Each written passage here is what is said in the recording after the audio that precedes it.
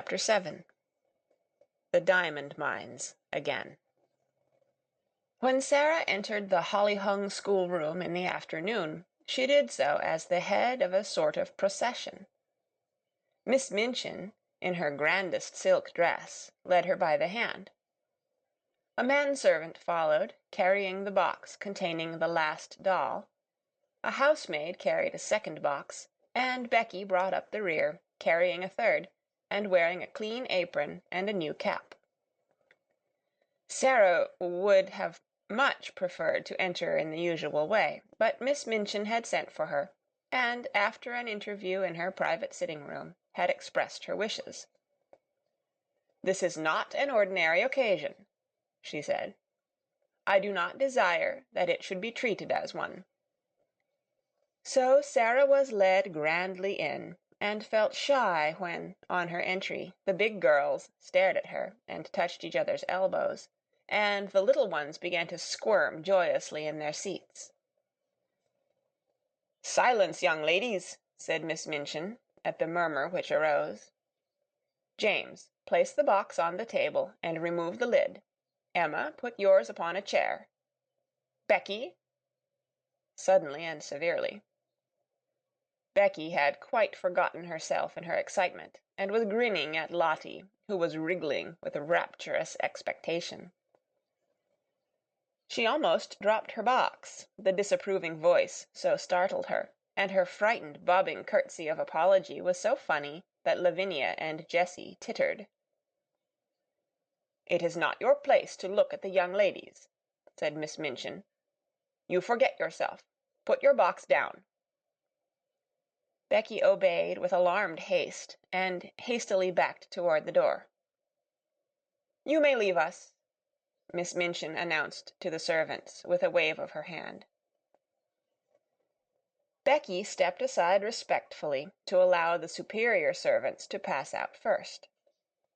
She could not help casting a longing glance at the box on the table. Something made of blue satin was peeping from between folds of tissue paper. "If you please, Miss Minchin," said Sarah suddenly, "mayn't Becky stay?" It was a bold thing to do. Miss Minchin was betrayed into something like a slight jump. Then she put her eyeglass up and gazed at her show pupil disturbedly. "Becky!" she exclaimed. "My dearest Sarah!" Sarah advanced a step toward her. "I want her because I know she will like to see the presents," she explained. "She is a little girl, too, you know." Miss Minchin was scandalized. She glanced from one figure to the other. "My dear Sarah," she said, "Becky is the scullery maid. Scullery maids—are not little girls." It really had not occurred to her to think of them in that light. Scullery maids were machines who carried coal scuttles and made fires. "But Becky is," said Sarah, "and I know she would enjoy herself. Please let her stay, because it is my birthday." Miss Minchin replied with much dignity, "As you ask it as a birthday favor, she may stay. Rebecca, thank Miss Sarah for her great kindness." Becky had been backing into the corner, twisting the hem of her apron in delighted suspense. She came forward, bobbing curtsies, but between Sarah's eyes and her own there passed a gleam of friendly understanding, while her words tumbled over each other. "Oh, if you please, miss, I'm that grateful, miss. I did want to see the doll, miss, that I did. Thank you, miss. And thank you, ma'am," turning and making an alarmed bob to Miss Minchin, "for letting me take the liberty." Miss Minchin waved her hand again. This time it was in the direction of the corner near the door. "Go and stand there," she commanded. "Not too near the young ladies." Becky went to her place, grinning. She did not care where she was sent, so that she might have the luck of being inside the room instead of being downstairs in the scullery while these delights were going on. She did not even mind when Miss Minchin cleared her throat ominously and spoke again. "Now, young ladies, I have a few words to say to you," she announced. "She's going to make a speech," whispered one of the girls. "I wish it was over."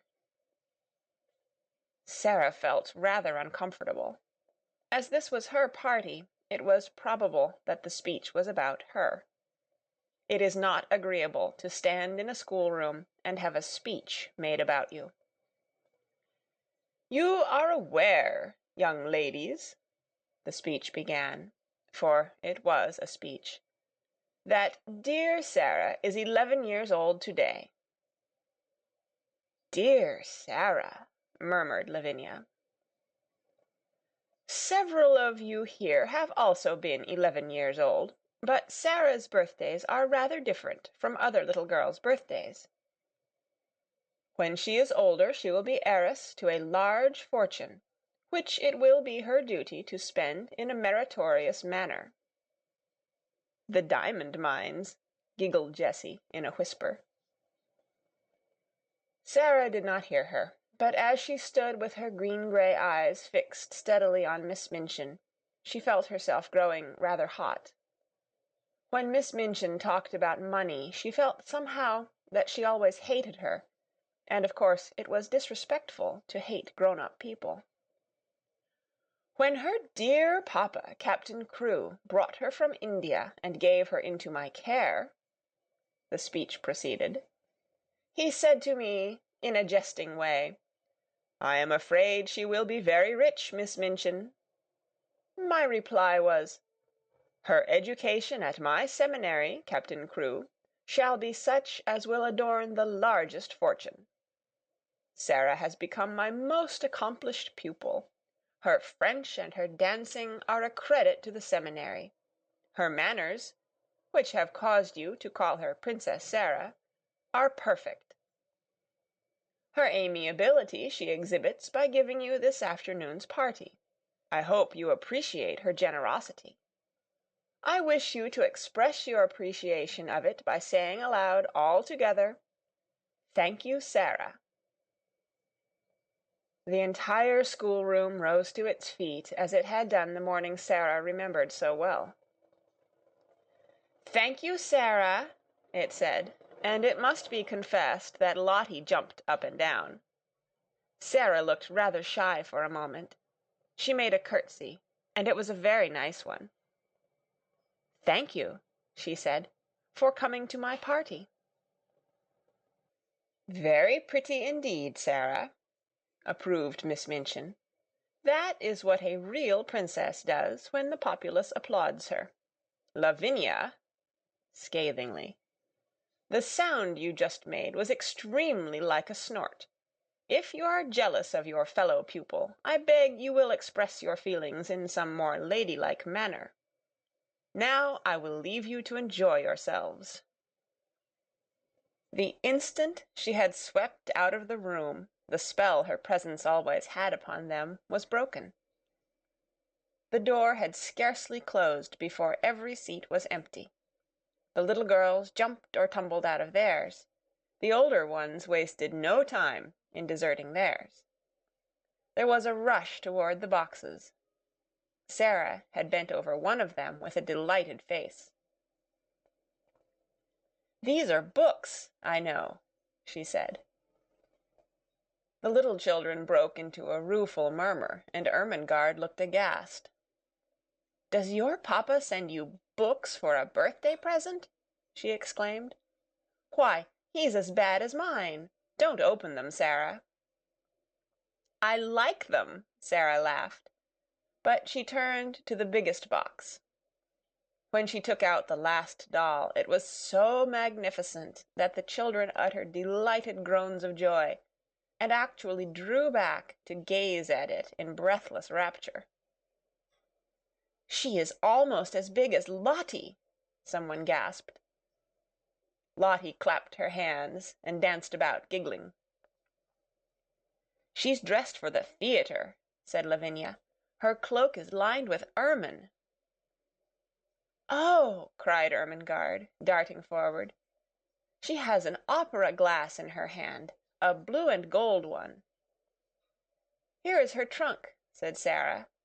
"Let us open it and look at her things." She sat down upon the floor and turned the key. The children crowded clamoring around her as she lifted tray after tray and revealed their contents. Never had the schoolroom been in such an uproar. There were lace collars and silk stockings and handkerchiefs. There was a jewel case containing a necklace and a tiara which looked quite as if they were made of real diamonds. There was a long sealskin coat and muff. There were ball dresses and walking dresses and visiting dresses. There were hats and tea gowns and fans. Even Lavinia and Jessie forgot that they were too elderly to care for dolls, and uttered exclamations of delight, and caught up things to look at them. "Suppose," Sarah said, as she stood by the table, putting a large black velvet hat on the impassively smiling owner of all these splendors, "suppose she understands human talk and feels proud of being admired." "You are always supposing things," said Lavinia, and her air was very superior. "I know I am," answered Sarah undisturbedly. "I like it. There is nothing so nice as supposing. It's almost like being a fairy. If you suppose anything hard enough, it seems as if it were real." "It's all very well to suppose things if you have everything," said Lavinia. "Could you suppose and pretend if you were a beggar and lived in a garret?" Sarah stopped arranging the last doll's ostrich plumes and looked thoughtful. "I believe I could," she said. "If one was a beggar, one would have to suppose and pretend all the time, but it mightn't be easy." She often thought afterward how strange it was that just as she had finished saying this, just at that very moment, Miss Amelia came into the room. "Sarah," she said, "your papa's solicitor, Mr. Barrow, has called to see Miss Minchin, and, as she must talk to him alone, and the refreshments are laid in her parlour, you had all better come and have your feast now, so that my sister can have her interview here in the schoolroom." Refreshments were not likely to be disdained at any hour, and many pairs of eyes gleamed. Miss Amelia arranged the procession into decorum, and then, with Sarah at her side heading it, she led it away, leaving the last doll sitting upon a chair with the glories of her wardrobe scattered about her. Dresses and coats hung upon chair backs, piles of lace-frilled petticoats lying upon their seats. Becky, who was not expected to partake of refreshments, had the indiscretion to linger a moment to look at these beauties. It really was an indiscretion. "Go back to your work, Becky," Miss Amelia had said, but she had stopped to pick up reverently first a muff and then a coat, and while she stood looking at them adoringly, she heard Miss Minchin upon the threshold, and, being smitten with terror at the thought of being accused of taking liberties, she rashly darted under the table, which hid her by its tablecloth. Miss Minchin came into the room, accompanied by a sharp-featured, dry little gentleman who looked rather disturbed. Miss Minchin herself also looked rather disturbed, it must be admitted, and she gazed at the dry little gentleman with an irritated and puzzled expression. She sat down with stiff dignity and waved him to a chair. "Pray be seated, Mr. Barrow," she said. Mr. Barrow did not sit down at once. His attention seemed attracted by the last doll and the things which surrounded her. He settled his eyeglasses and looked at them in nervous disapproval. The last doll herself did not seem to mind this in the least. She merely sat upright and returned his gaze indifferently. £100, Mr. Barrow remarked succinctly. All expensive material and made at a Parisian modiste's. He spent money lavishly enough, that young man." Miss Minchin felt offended. This seemed to be a disparagement of her best patron, and was a liberty. Even solicitors had no right to take liberties. "I beg your pardon, Mr. Barrow," she said stiffly. "I do not understand." "Birthday presents," said Mr. Barrow in the same critical manner. "To a child 11 years old. Mad extravagance, I call it." Miss Minchin drew herself up still more rigidly. "Captain Crewe is a man of fortune," she said. "The diamond mines alone—" Mr. Barrow wheeled round upon her. "Diamond mines!" he broke out. "There are none. Never were." Miss Minchin actually got up from her chair. "What?" she cried. "What do you mean?" "At any rate," answered Mr. Barrow quite snappishly, "it would have been much better if there never had been any." "Any diamond mines?" ejaculated Miss Minchin, catching at the back of a chair, and feeling as if a splendid dream was fading away from her. "Diamond mines spell ruin oftener than they spell wealth," said Mr. Barrow. "When a man is in the hands of a very dear friend, and is not a businessman himself, he had better steer clear of the dear friend's diamond mines, or gold mines, or any other kind of mines dear friends want his money to put into. The late Captain Crewe—" Here Miss Minchin stopped him with a gasp. "The late Captain Crewe?" she cried out. "The late? You don't come to tell me that Captain Crewe is—" "He's dead, ma'am," Mr. Barrow answered with jerky brusqueness. "Died of jungle fever and business troubles combined.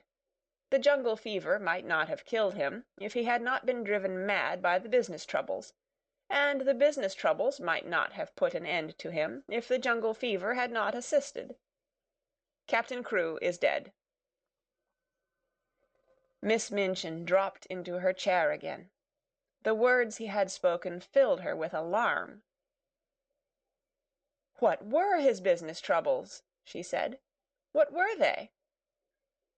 "Diamond mines," answered Mr. Barrow, "and dear friends, and ruin." Miss Minchin lost her breath. "Ruin!" she gasped out. "Lost every penny. That young man had too much money. The dear friend was mad on the subject of the diamond mine. He put all his own money into it, and all Captain Crewe's. Then the dear friend ran away. Captain Crewe was already stricken with fever when the news came. The shock was too much for him. He died delirious, raving about his little girl, and didn't leave a penny." Now Miss Minchin understood, and never had she received such a blow in her life. Her show pupil, her show patron, swept away from the select seminary at one blow.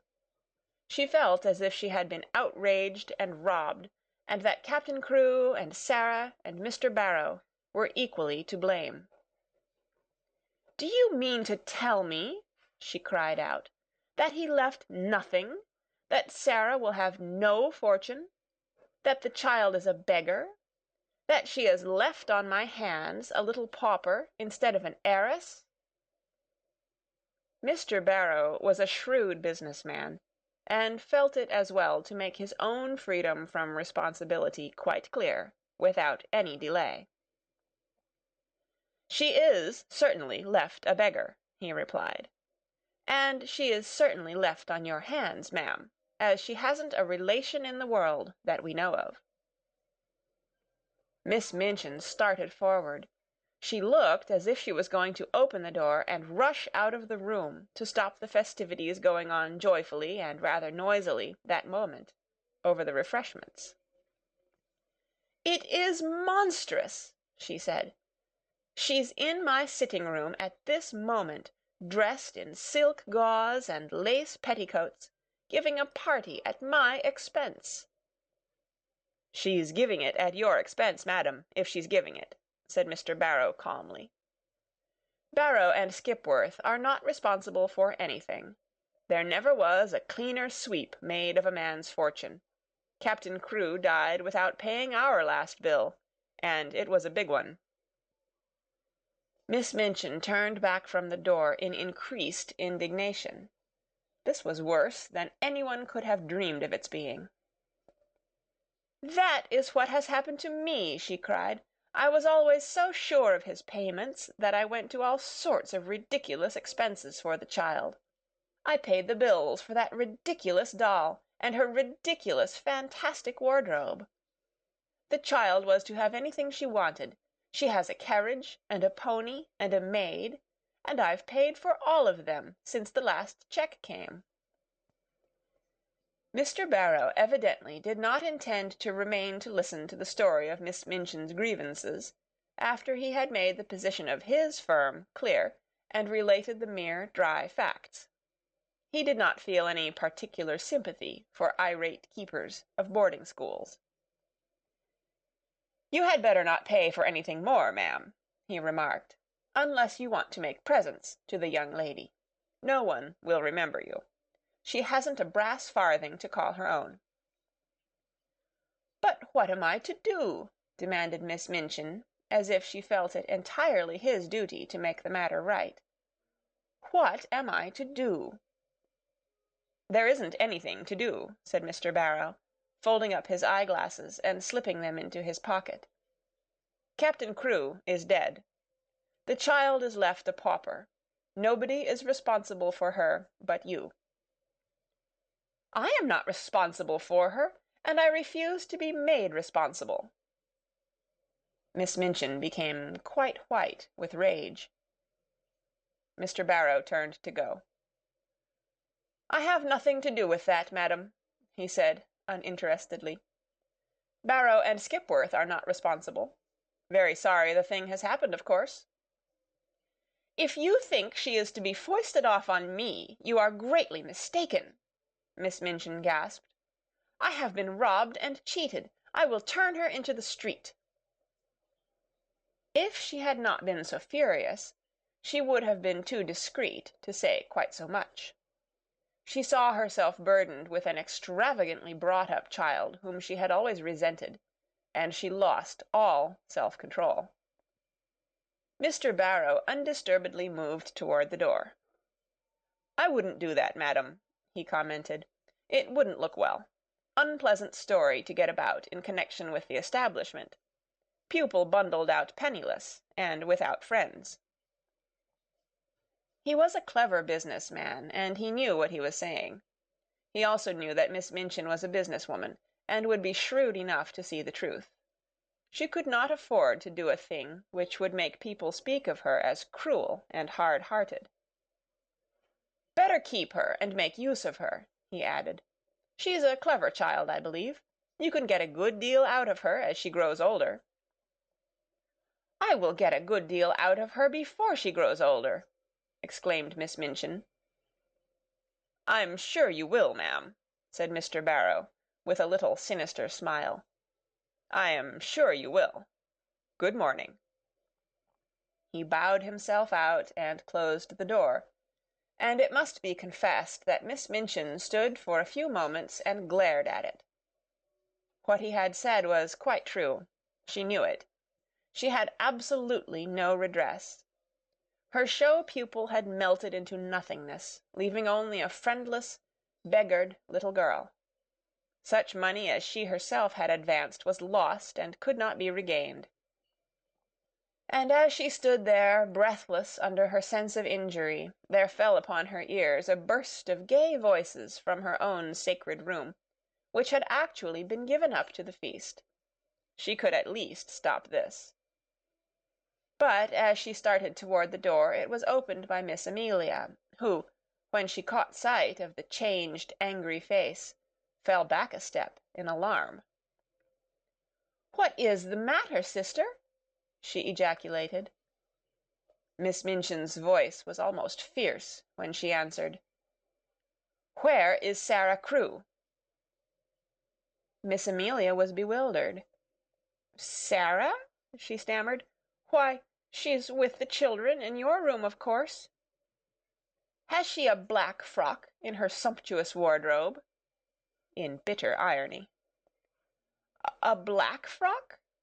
Miss Amelia stammered again. "A black one?" "She has frocks of every other color. Has she a black one?" Miss Amelia began to turn pale. "No. Yes," she said, "but it is too short for her. She has only the old black velvet, and she has outgrown it." "Go and tell her to take off that preposterous pink silk gauze and put the black one on, whether it is too short or not. She has done with finery." Then Miss Amelia began to wring her fat hands and cry. "Oh, sister!" she sniffed. "Oh, sister! What can have happened?" Miss Minchin wasted no words. "Captain Crewe is dead," she said. "He has died without a penny. That spoiled, pampered, fanciful child is left a pauper on my hands." Miss Amelia sat down quite heavily in the nearest chair. "Hundreds of pounds I have spent on nonsense for her, and I shall never see a penny of it. Put a stop to this ridiculous party of hers. Go and make her change her frock at once." "I?" panted Miss Amelia. "Must I go and tell her now?" "This moment," was the fierce answer. "Don't sit staring like a goose. Go!" Poor Miss Amelia was accustomed to being called a goose. She knew, in fact, that she was rather a goose, and that it was left to geese to do a great many disagreeable things. It was a somewhat embarrassing thing to go into the midst of a room full of delighted children, and tell the giver of the feast that she had suddenly been transformed into a little beggar, and must go upstairs and put on an old black frock which was too small for her. But the thing must be done. This was evidently not the time when questions might be asked. She rubbed her eyes with her handkerchief until they looked quite red. After which she got up and went out of the room without venturing to say another word. When her older sister looked and spoke as she had done just now, the wisest course to pursue was to obey orders without any comment. Miss Minchin walked across the room. She spoke to herself aloud without knowing that she was doing it. During the last year, the story of the diamond mines had suggested all sorts of possibilities to her. Even proprietors of seminaries might make fortunes in stocks, with the aid of owners of mines. And now, instead of looking forward to gains, she was left to look back upon losses. "The Princess Sarah, indeed!" she said. "The child has been pampered as if she were a queen." She was sweeping angrily past the corner table as she said it, and the next moment she started at the sound of a loud, sobbing sniff which issued from under the cover. "What is that?" she exclaimed angrily. The loud, sobbing sniff was heard again, and she stooped and raised the hanging folds of the table cover. "How dare you?" she cried out. "How dare you? Come out immediately!" It was poor Becky who crawled out, and her cap was knocked on one side, and her face was red with repressed crying. "If you please, it's me, mum," she explained. "I know I hadn't ought to, but I was looking at the doll, mum, and I was frightened when you come in, and I slipped under the table." "You have been there all the time, listening," said Miss Minchin. "No, mum," Becky protested, bobbing curtsies. "Not listenin'. I thought I could slip out without your noticin', but I couldn't, and I had to stay. But I didn't listen, mum. I wouldn't for nothin'. But I couldn't help hearin'." Suddenly it seemed almost as if she lost all fear of the awful lady before her. She burst into fresh tears. "Oh, please, she said. "I dare say you'll give me warnin', mum, but I'm so sorry for poor Miss Sarah. I'm so sorry." Leave the room, ordered Miss Minchin. Becky curtsied again, the tears openly streaming down her cheeks. "Yes'm, I will'm," she said, trembling. "But oh, I just wanted to arst you. Miss Sarah, she's been such a rich young lady, and she's been waited on, 'and and foot, and what will she do now, mum, without no maid? If, oh, please, would you let me wait on her after I've done my pots and kettles? I'd do 'em that quick, if you'd let me wait on her now she's poor. Oh!" breaking out afresh. "Poor little Miss Sarah, mum, that was called a princess." Somehow she made Miss Minchin feel more angry than ever. That the very scullery maid should range herself on the side of this child, whom she realized more fully than ever that she had never liked, was too much. She actually stamped her foot. "No, certainly not," she said. "She will wait on herself, and on other people, too. Leave the room this instant, or you'll leave your place." Becky threw her apron over her head and fled. She ran out of the room and down the steps into the scullery, and there she sat down among her pots and kettles and wept as if her heart would break. "It's exactly like the ones in the stories," she wailed. "Them poor princess ones that was drove out into the world." Miss Minchin had never looked quite so still and hard as she did when Sarah came to her, a few hours later, in response to a message she had sent her. Even by that time it seemed to Sarah as if the birthday party had either been a dream or a thing which had happened years ago and had happened in the life of quite another little girl. Every sign of the festivities had been swept away. The holly had been removed from the schoolroom walls, and the forms and desks put back into their places. Miss Minchin's sitting room looked as it always did. All traces of the feast were gone, and Miss Minchin had resumed her usual dress. The pupils had been ordered to lay aside their party frocks, and this having been done, they had returned to the schoolroom and huddled together in groups, whispering and talking excitedly. "Tell Sarah to come to my room," Miss Minchin had said to her sister, "and explain to her clearly that I will have no crying or unpleasant scenes." "Sister," replied Miss Amelia, "she is the strangest child I ever saw. She has actually made no fuss at all. You remember she made none when Captain Crewe went back to India. When I told her what had happened, she just stood quite still and looked at me without making a sound. Her eyes seemed to get bigger and bigger, and she went quite pale. When I had finished, she still stood staring for a few seconds, and then her chin began to shake, and she turned round and ran out of the room and upstairs. Several of the other children began to cry, but she did not seem to hear them or to be alive to anything but just what I was saying. It made me feel quite queer not to be answered. And when you tell anything sudden and strange, you expect people will say something, whatever it is." Nobody but Sarah herself ever knew what had happened in her room after she had run upstairs and locked her door.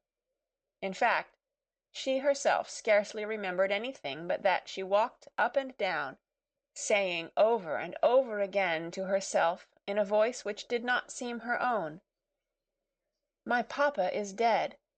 My papa is dead." Once she stopped before Emily, who sat watching her from her chair, and cried out wildly, "Emily, do you hear? Do you hear? Papa is dead. He's dead in India, thousands of miles away." When she came into Miss Minchin's sitting room in answer to her summons, her face was white, and her eyes had dark rings around them. Her mouth was set, as if she did not wish it to reveal what she had suffered and was suffering. She did not look in the least like the rose-colored butterfly child who had flown about from one of her treasures to the other in the decorated schoolroom. She looked instead a strange, desolate, almost grotesque little figure. She had put on, without Mariette's help, the cast-aside black velvet frock. It was too short and tight, and her slender legs looked long and thin, showing themselves from beneath the brief skirt. As she had not found a piece of black ribbon, her short, thick black hair tumbled loosely about her face, and contrasted strongly with its pallor. She held Emily tightly in one arm, and Emily was swathed in a piece of black material. "Put down your doll," said Miss Minchin. "What do you mean by bringing her here?" "No," Sarah answered. "I will not put her down. She is all I have. My papa gave her to me." She had always made Miss Minchin feel secretly uncomfortable, and she did so now. She did not speak with rudeness so much as with a cold steadiness with which Miss Minchin felt it difficult to cope, perhaps because she knew she was doing a heartless and inhuman thing. "You will have no time for dolls in future," she said. "You will have to work and improve yourself, and make yourself useful." Sarah kept her big, strange eyes fixed on her, and said not a word. "Everything will be very different now," Miss Minchin went on. "I suppose Miss Amelia has explained matters to you." "Yes," answered Sarah. "My papa is dead. He left me no money. I am quite poor." "You are a beggar," said Miss Minchin, her temper rising at the recollection of what all this meant. "It appears that you have no relations, and no home, and no one to take care of you." For a moment the thin, pale little face twitched, but Sarah again said nothing. "What are you staring at?" demanded Miss Minchin sharply. "Are you so stupid that you cannot understand? I tell you that you are quite alone in the world, and have no one to do anything for you, unless I choose to keep you here out of charity." "I understand," answered Sarah in a low tone, and there was a sound as if she had gulped down something which rose in her throat. "I understand." "That doll!" cried Miss Minchin, pointing to the splendid birthday gift seated near. "That ridiculous doll, with all her nonsensical, extravagant things. I actually paid the bill for her." Sarah turned her head toward the chair. "The last doll," she said. "The last doll." And her little mournful voice had an odd sound. "The last doll, indeed," said Miss Minchin. "And she is mine, not yours. Everything you own is mine." "Please take it away from me, then," said Sarah. "I do not want it." If she had cried and sobbed and seemed frightened, Miss Minchin might almost have had more patience with her. She was a woman who liked to domineer and feel her power, and as she looked at Sarah's pale, little, steadfast face, and heard her proud little voice, she felt quite as if her might was being set at naught. "Don't put on grand airs," she said. "The time for that sort of thing is past. You are not a princess any more. Your carriage and your pony will be sent away. Your maid will be dismissed. You will wear your oldest and plainest clothes. Your extravagant ones are no longer suited to your station. You are like Becky. You must work for your living." To her surprise, a faint gleam of light came into the child's eyes, a shade of relief. "Can I work?" she said. "If I can work, it will not matter so much. What can I do?" "You can do anything you are told," was the answer. "You are a sharp child, and pick up things readily. If you make yourself useful, I may let you stay here. You speak French well, and you can help with the younger children." "May I?" exclaimed Sarah. "Oh, please let me. I know I can teach them. I like them, and they like me." "Don't talk nonsense about people liking you," said Miss Minchin. "You will have to do more than teach the little ones. You will run errands and help in the kitchen as well as in the schoolroom. If you don't please me, you will be sent away. Remember that. Now go." Sarah stood still just a moment, looking at her. In her young soul she was thinking deep and strange things. Then she turned to leave the room. "Stop!" said Miss Minchin. "Don't you intend to thank me?" Sarah paused, and all the deep, strange thoughts surged up in her breast. "What for?" she said. "For my kindness to you," replied Miss Minchin.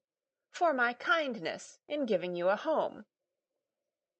Sarah made 2 or 3 steps toward her. Her thin little chest heaved up and down, and she spoke in a strange, unchildishly fierce way. "You are not kind," she said. "You are not kind, and it is not a home."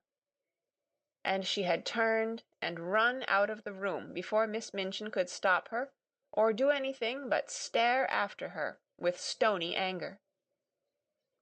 She went up the stairs slowly, but panting for breath, and she held Emily tightly against her side. "I wish she could talk," she said to herself. "If she could speak! If she could speak!" She meant to go to her room and lie down on the tiger skin, with her cheek upon the great cat's head, and look into the fire and think and think and think. But just before she reached the landing, Miss Amelia came out of the door and closed it behind her, and stood before it, looking nervous and awkward. The truth was that she felt secretly ashamed of the thing she had been ordered to do. You are not to go in there," she said. "Not go in?" exclaimed Sarah, and she fell back a pace. "That is not your room now," Miss Amelia answered, reddening a little. Somehow, all at once, Sarah understood. She realized that this was the beginning of the change Miss Minchin had spoken of. "Where is my room?" she asked, hoping very much that her voice did not shake. "You are to sleep in the attic, next to Becky." Sarah knew where it was. Becky had told her about it. She turned, and mounted up 2 flights of stairs. The last one was narrow and covered with shabby strips of old carpet. She felt as if she were walking away, and leaving far behind her the world in which that other child, who no longer seemed herself, had lived. This child, in her short, tight old frock, climbing the stairs to the attic, was quite a different creature. When she reached the attic door and opened it, her heart gave a dreary little thump. Then she shut the door, and stood against it, and looked about her. Yes, this was another world. The room had a slanting roof, and was whitewashed. The whitewash was dingy, and had fallen off in places. There was a rusty grate, an old iron bedstead, and a hard bed covered with a faded coverlet. Some pieces of furniture too much worn to be used downstairs had been sent up. Under the skylight in the roof, which showed nothing but an oblong piece of dull gray sky, there stood an old battered red footstool. Sarah went to it and sat down. She seldom cried. She did not cry now. She laid Emily across her knees, and put her face down upon her and her arms around her, and sat there, her little black head resting on the black draperies, not saying one word, not making one sound. And as she sat in this silence there came a low tap at the door, such a low, humble one that she did not at first hear it, and indeed was not roused until the door was timidly pushed open, and a poor, tear-smeared face appeared peeping round it. It was Becky's face, And Becky had been crying furtively for hours, and rubbing her eyes with her kitchen apron until she looked strange indeed. "Oh, miss," she said under her breath, would you allow me just to come in?" Sarah lifted her head and looked at her. She tried to begin a smile, and somehow she could not. Suddenly, and it was all through the loving mournfulness of Becky's streaming eyes, her face looked more like a child's not so much too old for her years. She held out her hand and gave a little sob. "Oh, Becky," she said, "I told you we were just the same. Only two little girls. Just two little girls. You see how true it is. There's no difference now. I'm not a princess any more." Becky ran to her and caught her hand, and hugged it to her breast, kneeling beside her and sobbing with love and pain. "Yes, miss, you are," she cried, and her words were all broken. "Whatsever happens to you, whatsever, you'd be a princess all the same, and nothin' couldn't make you nothin' different.